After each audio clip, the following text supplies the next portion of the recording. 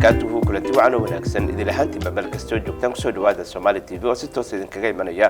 مقالة مينيابوليس قالك من السنة دلك مريكان كا برامج كنا ما أنت وحائن وهذا دونا الرماع عافيمات كجارهان وحلو يقانو لون كوفيد أما سامينتا كوفيد وكويا شيء بالشدة حق عافيمات إيو لن كلبا برامج كوحا مرتين وقوه بروفيسور كيت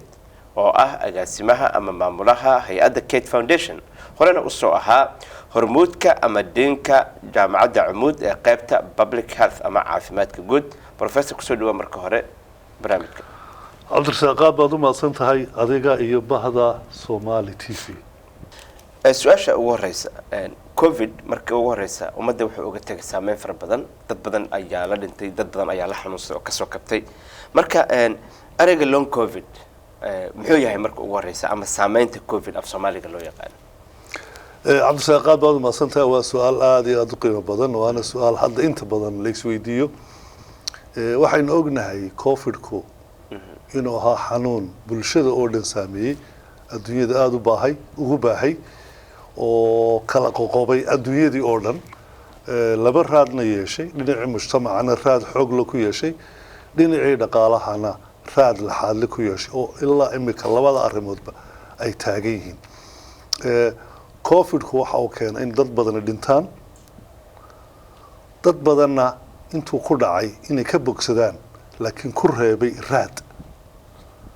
in kamida in dadka ay jecelaayeen ay dhinteen oo ilaa hadda aan ilaawin oo ku reebay xusuus in badan oo kamidana markii ay ka bogsadeen inay xanuuno cusub ay ku dhaceen oo ku abuuray walwal iyo walaac badan marka guud ahaan noloshii waxa uu ku yeeshay raad aad u weyn dhibaatada ugu weynna hadda waxay tahay marka in dadkiina aanay fahamsanayn xanuunada cusub oo covid-ka ka bacdi ay la kulmeen dhakhaatiirtiina aanay fahamsanayn soo labadii dhinacba faham la'aan xoog ayaa ka jirta laakiin waxaa jira dadaalo badan oo daraasado cilmi baadhis oo lagu hayo in si loo ogaan lahaa xanuunadan cusub oo ka dhashay covid-ka ka bacdi waxay yihiin iyo sidii loola tacaali lahaa waa tahay haddaba xagga caafimaadka haddii aynu ka eegno maadaama covid-19 waa xaalad caafimaad ama cudur adduunka markaa ku cusbaa oo xataa ay adkayd dawadiisa in la helo oo muddo kadib talaalkii la helay haddana saameyntiisa ay yaraatay calaamadaha lagu garan karo saameynta xagga caafimaadka maxaa ka mid ah horta sideedaba caafimaadku waxa asal u ah saddex shay kow qofku inuu cuno cunto dheeli tiran inuu qofku seexdo hurdo 8 saacadood iyo inuu iska ilaaliyo waxa keenaya stress saddexdaa shay qofku hadduu ilaaliyo xaaladiisu waxaanaysaa caadi haddii saddexdaa wax iska bedelaan sida for example haddii cuntadiisu ay dheeli tirnaan weydo jidhkiisii ma samaysanayo wixii uu baahnaa haddii hurdadu ka yaraato sidaasi leeg jidhkiisii ma miisaanaanayo oo waxa weeyaan muruqyadaadii waxyaabo badan oo maskaxdaada qaabka u fikiraysay nasashadii loo baahnaa jidhka salisku inay qaataan marka jidhkii saddexdaa shay haddii uu helana caafimaadku okay buu ahaanaya saddexdaa mid ka mid a ama saddexdoodaba haddii la waayana culays baa kusoo kordhay marka markii covid ku dhacay dadkii waxaa kusoo kordhay culays waxaa saarmay stress oo goonigoonidii waxaa isbedelay qaar badan cuntadoodii oo dhadhankii iyo waxyaabo lamida qaar hurdadoodii oo caadi noqon weyday marka dhibaatada cusub ee kusoo korodhay waxay keentay marka in ay la kulmaan xanuuno hore aan u arki jirin oo guud ahaan marka hore waxay marka xanuunku qofka ku dhaco covid-ku in qofka ama xumad yeesho ama qufac yeesho ama neefta oo ku dhegdhegta yeesho dabeetana yeesho calaamado oo daal oo kale ka mid yahay hunqaaco shuban urta oo ka bacda oo ma yaraata dhadhanka oo yaraada dadka marka xanuunku ku dhaco oo ka ba'ana qaarkood badan waxa ay arkeen 12 week ka bacdi in calaamado badan marka la isku soo koobo waxa ay kala yiraahdo ilaa 200 oo calaamadood ayaa la arkay waayo dadkii baa dhakhaatiirtu iibi oo cabanaya deetana dhakhaatiirtii ama researchers waxay ku dadaaleen inay qaybiyaan laakiin ilaa 200 oo calaamadood ayaa hadda iskugu soo urureen dabeetana kuwaas ayaa markaa in la tacaalo oo wax laga qabto lagu dadaalaa waxaana u kala baxayaan qaybo fara badan oo ay ka mid tahay neurological oo maskaxdii ayaa culays badan fuulay dabeetana raad ama saameyn ku yeelatay jidhka qaabkii u samaysnaa oo ah dareenkeen waa maskaxdii iyo dareenkii sida jidhka uu kala gudbin lahaa marka halkaa waxaa laga arkay markaa inay hawl badan iyo dhibaato badan jirto iyo cabasho badan laakiin la tacaalkeygii baa socda iyo sidii wax badan looga fahmi lahaa waa tahay labada boqol oo calaamadood aad bay u fara badan yihiin haddii se aan qaar ka taabano adaaba qaar ka sheekay hadda hadduu qofka isku arko xubnihii oo xanuuna ama madax xanuun joogto ah ama hadduu isku arko stress ama hurdadii oo ka tagtay maxaa la gudboon u sameynaya qofkaas haddii uu qofku inta badan imka waxa dhacday markii dadkii covid-ka ku dhacay oo muddo ay ka soo wareegtay dadkii cabasho sameeyeen oo ay isku arkeen calaamado cusub calaamadahaas ama xanuunadaas maxaa loo aaneynaya dadkii waxay noqonayaan qaybo kala duwan qaybo waa qaybo xanuuno hore qabay sida sonkor sanbabada kansar dhiigkar iyo xanuuno lamida kuwaas xanuunadii hayay covid-ka ka bacdi way ku sii kordheen qaarkood way u dhinteen qaarna xanuunadii ayaa ku sii kordhay dabeetana waxay u baahdeen markaa inay helaan daaweyn ama la talin marka qofku markuu isku arko calaamado waxa qurux badan kow inuu la tashado dhakhaatiirtiisa oo weydiiyo gargaar inuu sameeyo inuu nasasho galo oo yani jidhkiisu nasasho galo inuu iska ilaaliyo wax kasta oo stress ama culays jidhkiisa nidaamkiisa ku keenaya inuu ku dadaalo inuu qaato vitamin D oo kale inuu qaato vitamin C inuu qaato hurdadiisa oo uu ku dadaalo inuu ilaaliyo inuu iska ilaaliyo keli inuu ahaado oo had iyo jeer mujtamaca inuu dhex galo inuu ismashquuliyo oo مثلا waxyaabaha ka mid ah inuu socod sameeyo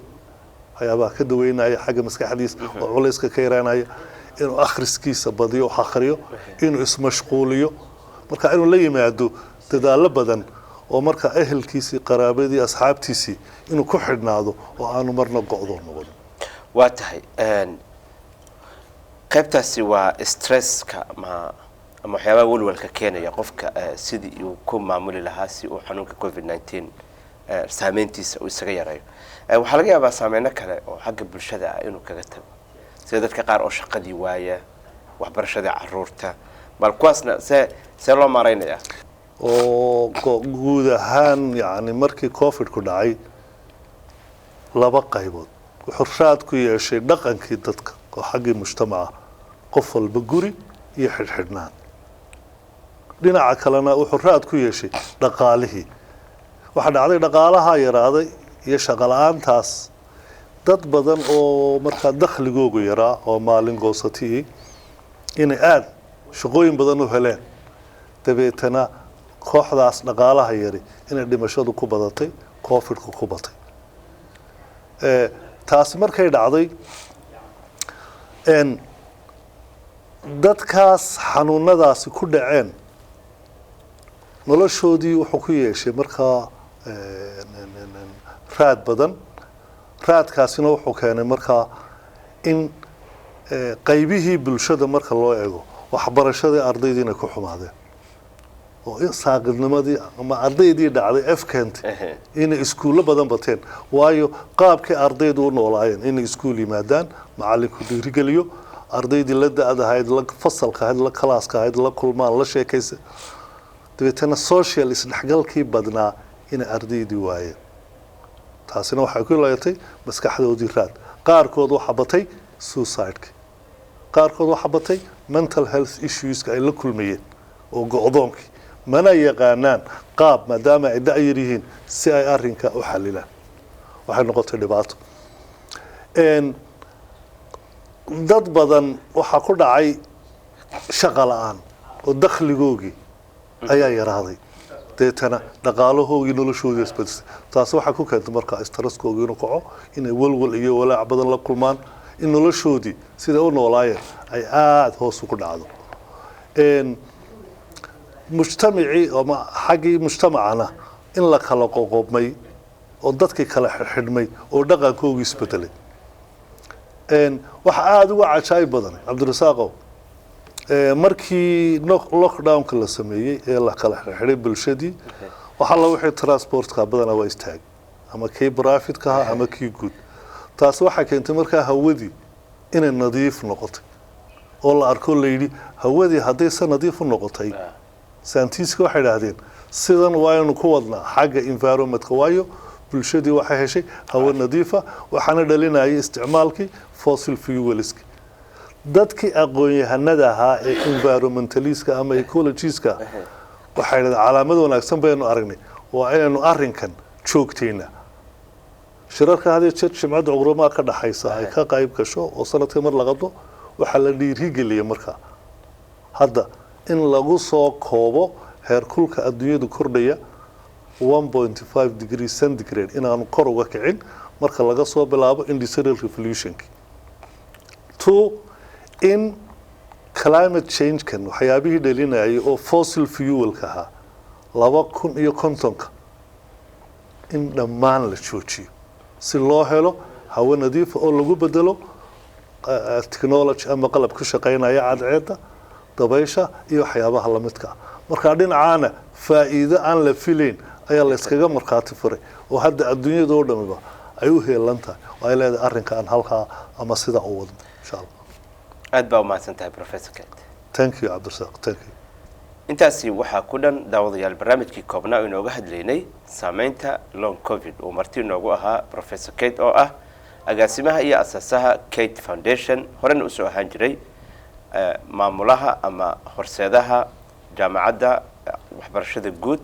jaamacadda Amuud qaybta waxbarashada guud waxaan idin la socodsiinaa anigoo Cabdirasaaq Sheekh Mursal xagga farsamadana waa injineer Saciid Saalax intaynu barnaamijka mid la mid ah dib hooda u kulmi doono waxaan idinkaga tegaynaa nabadgelyo wassalaamu calaykum waraxmatullaahi wabarakaatuh